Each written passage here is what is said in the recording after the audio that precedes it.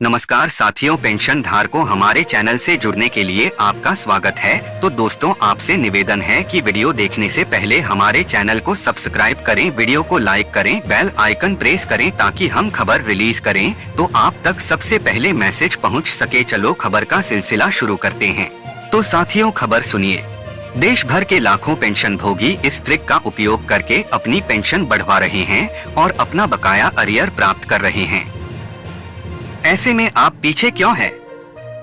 अगर आपको लगता है कि मेरी पेंशन का मामला लंबित है या मुझे पेंशन कम मिली है, पेंशन का गलत फिक्सेशन किया गया है, जिसकी वजह से आपको रिटायरमेंट बेनिफिट जैसे ग्रेच्युटी, कम्यूटेशन का पैसा कम मिला है, तो आप अपनी पेंशन को ठीक करवा सकते हैं और बकाया पैसा एरियर के रूप में प्राप्त कर सकते हैं, केवल इस ट्रिक का उपयोग करके।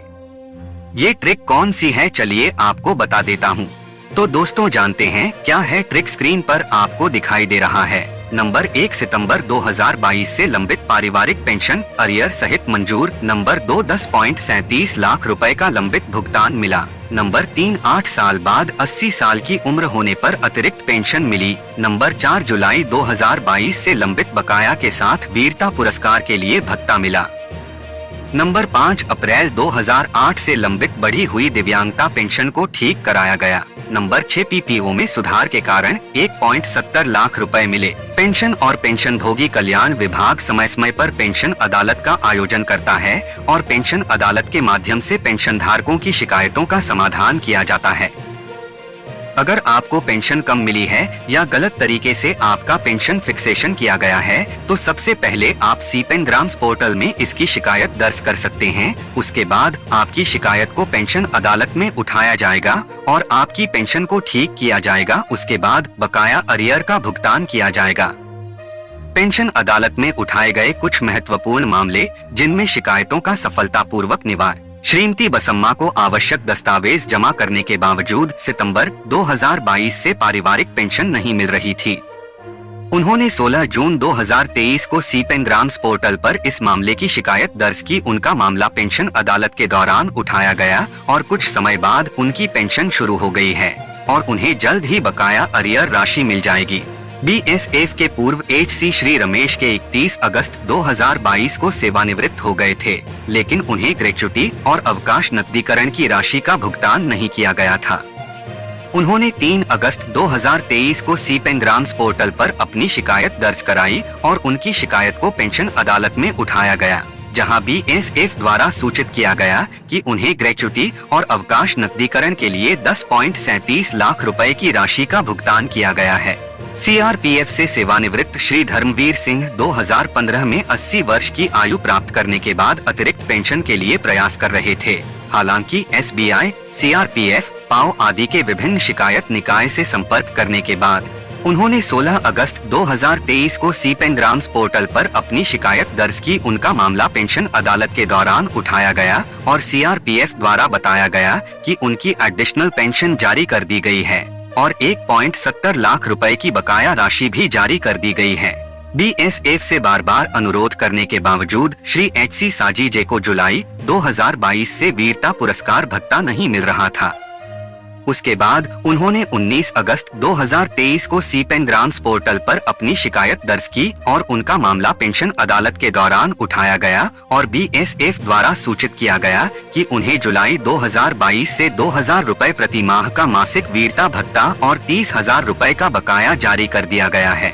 रक्षा मंत्रालय से 30 मार्च 2008 को सेवानिवृत्त हुए श्री एमबीवी मुत्याला को 1 अप्रैल 2008 से निर्धारित दिव्यांगता एलिमेंट और दिव्यांगता प्रतिशत के अनुसार दिव्यांगता पेंशन नहीं मिल रही थी। उनका मामला अप्रैल 2008 से लंबित था। उन्होंने 9 सितंबर 2023 को पेंग्राम पोर्टल पर अपनी शिकायत दर्ज की और उनका मामला पेंशन अदालत के दौरान उठाया गया और पीसीडीए द्वारा सूचित किया गया कि उनकी पेंशन निर्धारित दिव्यांगता एलिमेंट के अनुसार संशोधित की गई है और उनका 1.19 लाख रुपए का संशोधित बकाया जारी कर दिया। श्री रामलाल केशवरानी एचएफओ वायुसेना से 28 फरवरी 2011 को सेवानिवृत्त हुए। उन्हें पीपीओ में गलत प्रविष्टि के कारण गलत पेंशन मिली। उन्होंने पीपीओ को संशोधित कराने का प्रयास किया, हालांकि उनके पीपीओ को पीसीडीए द्वारा संशोधित किया गया था। लेकिन तारीख की गलत प्रविष्टि के कारण 21 महीनों के लिए बकाया का भुगतान नहीं किया गया था। उन्होंने 30 जुलाई 2023 को सीपेंग्राम्स पोर्टल पर शिकायत दर्ज कराई और उनका मामला पेंशन अदालत के दौरान उठाया गया और सूचित किया गया कि उनकी पेंशन बकाया राशि 1.70 लाख रुपए का भुगतान उन्हें कर दिया गया है। इस प्रकार से आप भी अपनी शिकायत सीपेंग्राम्स पोर्टल में दर्ज करा सकते हैं। उसके बाद आपके मामले को पेंशन अदालत में उठाया जाएगा और आपकी समस्या का समाधान करके आपको बकाया अरियर का भुगतान किया जाएगा। दोस्तों, यानी अगली खुशखबरी, केंद्रीय कार्मिक, लोक शिकायत और पेंशन राज्य मंत्री डॉक्टर जितेंद्र सिंह ने कहा कि ये पेंशन भोगियों की शिकायतों का निवारण सरकार की उच्च प्राथमिकता है। पेंशन भोगियों की शिकायतों के त्वरित समाधान के लिए DOPW पेंशन अदालतों का आयोजन कर रहा है, जिसमें मौके पर ही समस्याओं का समाधान किया जाता है। अगर आपकी कुछ शिकायत है तो आप सबसे पहले सीपेंग्राम्स पोर्टल पे शिकायत दर्ज कराएं और पेंशन अदालत के माध्यम से आपकी समस्या का समाधान किया जाएगा और आप भी अपना बकाया अरियर मंगा सकते हैं। तो दोस्तों, इसके पहले जो पेंशन अदालत का आयोजन किया गया था वो लंबित पारिवारिक पेंशन, फैमिली पेंशन मामलों के निवारण पर केंद्रित था। इस पेंशन अदालत में पेंशन धारकों की समस्याओं का समाधान किया गया। 100 दिनों से अधिक समय से लंबित 105 पेंशन भोगियों की शिकायतों को विचार विमर्श के लिए सूचीबद्ध किया गया था, जिसमें सेवानिवृत्ति, पारिवारिक पेंशन और स्वैच्छिक सेवानिवृत्ति के मामले शामिल थे। इस पेंशन अदालत में 105 मामलों में से 85 मामलों का मौके पर ही निस्तारण किया गया। श्रीमती अनिता कनिकरानी स्वर्गीय भगवान की पत्नी है। भगवान दास की मृत्यु 13 जून 2003 को हो गई थी, लेकिन दावा प्रस्तुत करने के बावजूद CPWD ने उनकी पत्नी को पति की पारिवारिक पेंशन, फैमिली पेंशन और सेवानिवृत्ति बकाया, रिटायरमेंट बेनिफिट स्वीकृत नहीं किया था। जीवित सदस्य प्रमाण पत्र या उत्तराधिकार प्रमाण पत्र के नाम पर उन्हें पारिवारिक पेंशन से वंचित कर दिया गया। उन्होंने 5 दिसंबर 2023 को सीपेंग्राम्स पोर्टल पर अपनी शिकायत दर्ज कराई। उनकी शिकायत पर 22 फरवरी 2024 को पेंशन अदालत में विचार किया। यानी कि दोस्तों, श्रीमती निर्मला देवी दिल्ली पुलिस से सेवानिवृत्त स्वर्गीय किशन सिंह की पत्नी है।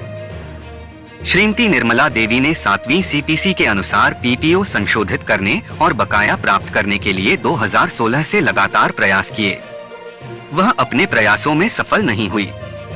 हालांकि उन्होंने 30 सितंबर 2022 को सीपेंग्राम्स पोर्टल पर शिकायत दर्ज की। उनकी शिकायत को पेंशन अदालत में उठाया गया और संबंधित विभाग ने सूचित किया कि 7वें CPC के अनुसार संशोधित PPO 5 अप्रैल 2024 को जारी किया गया है और बकाया जल्द ही जारी किया जाएगा। श्रीमती गीता देवी BSF के दिवंगत CT GD कुमार चंदन सिंह की मां। कुमार चंदन सिंह की मृत्यु 9 नवंबर 2005 को हो गई थी। श्रीमती गीता देवी अपने PPO को 7वीं CPC के अनुसार संशोधित कराने के साथ साथ 2016 से पेंशन बकाया पाने के लिए संघर्ष कर रही थीं। उन्होंने 21 नवंबर 2022 को सीपेंग्राम्स पोर्टल पर अपनी शिकायत दर्ज की। उनके मामले पर पेंशन अदालत के दौरान चर्चा की गई और BSF ने बताया कि संशोधित PPO 9 फरवरी 2024 को CPAO को भेज दिया गया है और जल्द ही पेंशन बकाया मिल जाएगा। श्रीमती मशूरी देवी अप्रैल 2022 से असम राइफल्स से पारिवारिक पेंशन, फैमिली पेंशन और जीवन भर का बकाया, लाइफ टाइम अरियर राशि प्राप्त करने के लिए श्रीमती मशूरी देवी कड़ी मेहनत कर रही हैं। उन्होंने 13 जून 2023 को शिकायत दर्ज की और उनके मामले को पेंशन अदालत में चर्चा के लिए उठाया गया। असम राइफल्स ने बताया कि दावेदार का नाम अलग होने के कारण पारिवारिक पेंशन, फैमिली पेंशन शुरू नहीं हो सकी है।